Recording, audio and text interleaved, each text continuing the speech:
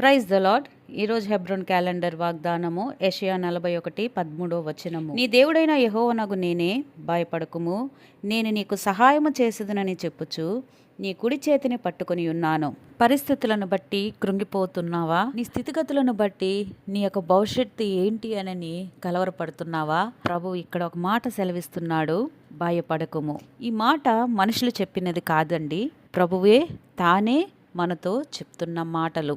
నా సేవకుడవైన ఇశ్రాయేలు, నేను ఏర్పరచుకున్న యాకోబు, నా స్నేహితుడివైన అబ్రాహాము సంతానమా, బుదిగంతముల నుండి నేను పట్టుకొని దాని కొనల నుండి పిలుచుకొనిన వాడా, నీవు నా దాసుడవనియు నేను నిన్ను ఉపేక్షింపక ఏర్పరచుకుంటుననియు నేను నీకు తోడై ఉన్నాననియు భయపడకుము, నేను నీ దేవుడనై ఉన్నాను, దిగులు పడకము, నేను నిన్ను బలపరుతును, నీకు సహాయము చేయువాడును నేనే, నీతి అను దక్షిణ హస్తముతో నిన్ను ఆదుకొందును.